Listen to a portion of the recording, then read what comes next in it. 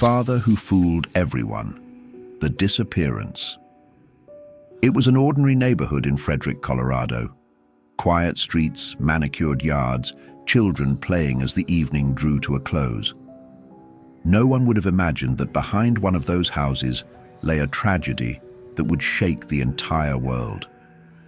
In August 2018, Shanann Watts and her two young daughters disappeared without a trace. And the man who seemed like an exemplary husband ended up revealing one of the darkest and most disturbing secrets in recent criminal history. This is the case of Chris Watts, the father who fooled everyone. The facade of perfection. Shanann and Chris met in 2010.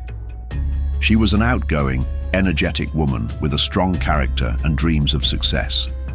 He was a quiet, reserved man who loved cars and meticulous work. They married in 2012 and soon began starting a family.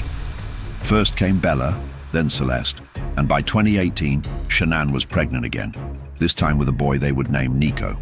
On social media, Shanann portrayed the perfect life: travel, laughter, a beautiful home in a safe neighborhood.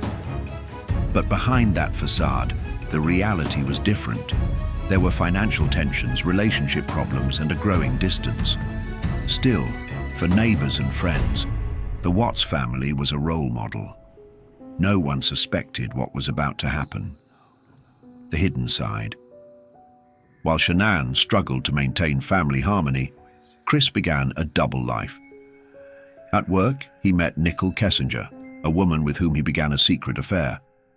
Texts, calls, secret outings. Chris hid from Nicole that his wife was pregnant and pretended their marriage was on the brink of divorce.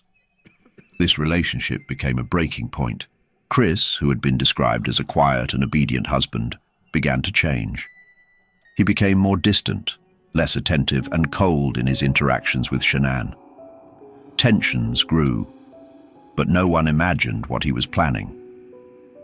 The night of August 12th. On August 12, 2018, Shanann was returning from a work trip in Arizona.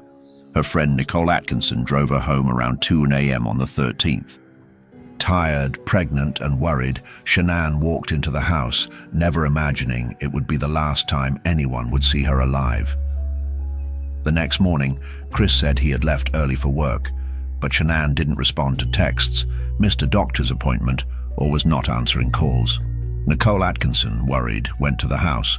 She knocked on the door, but no one answered. She noticed something strange. Shanann's car was still parked in the garage, along with the girl's high chair. Her shoes were inside, her purse too.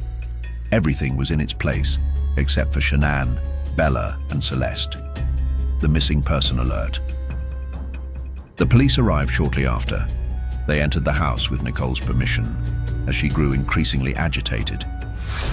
There they found Shanann's phone, her wallet, and her medication. Nothing indicated that she had left of her own accord. The house was tidy, with no signs of violence but two intact, as if something had been carefully erased. Meanwhile, Chris arrived home.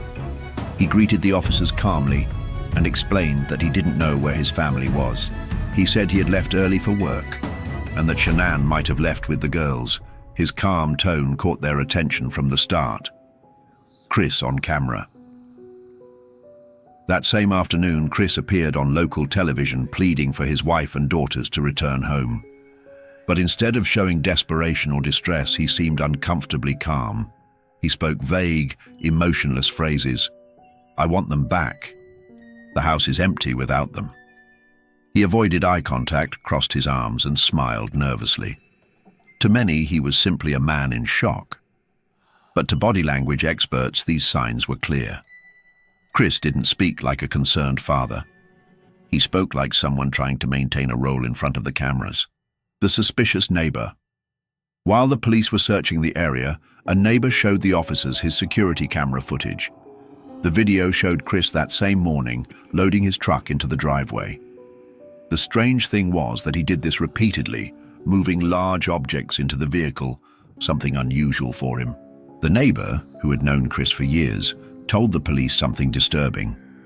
"That man never acts like this. He's nervous. He's not his usual self.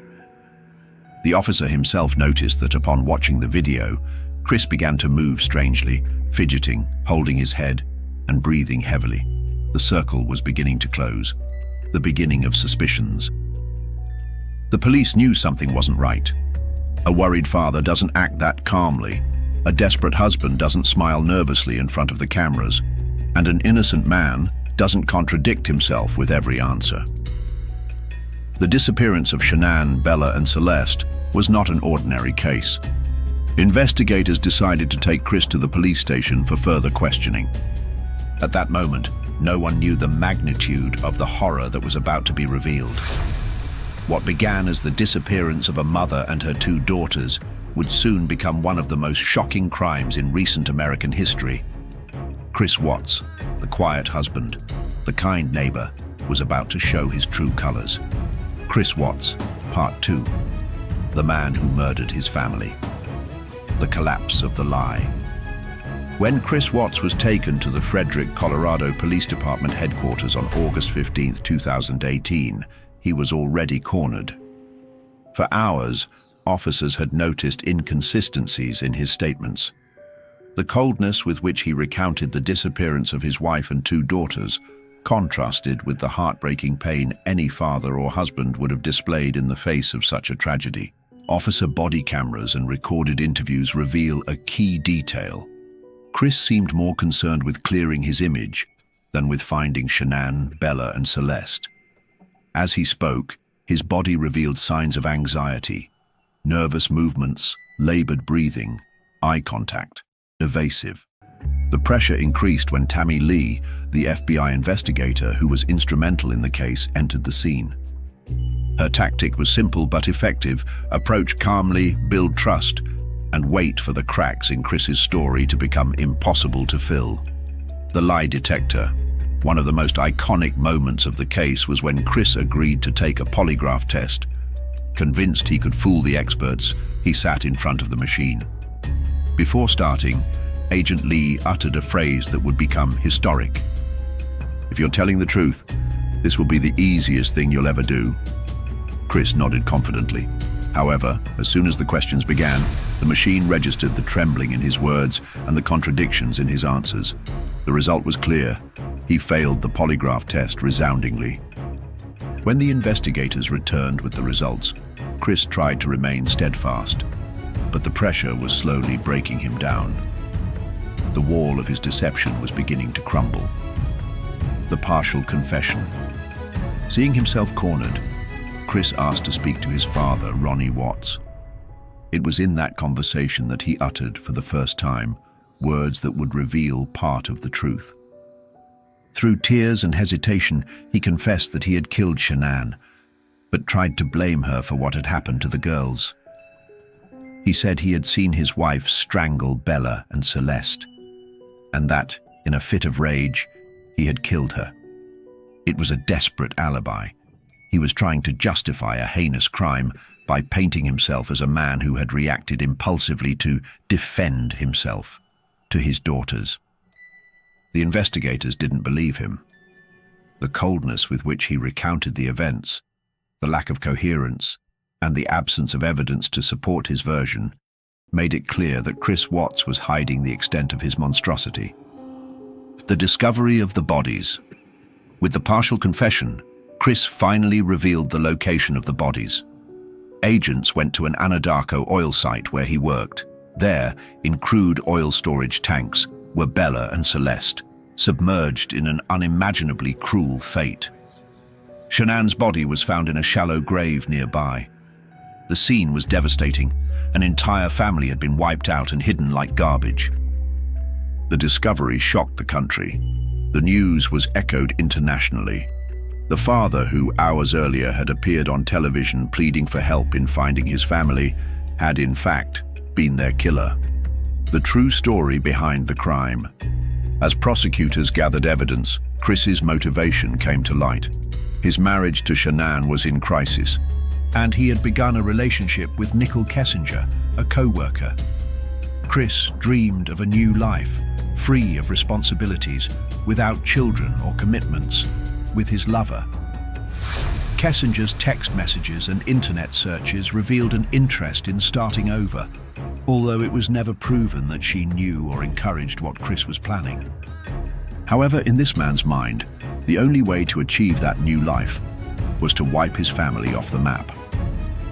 On August 13, 2018, when Shanann returned from a work trip, Chris executed his plan.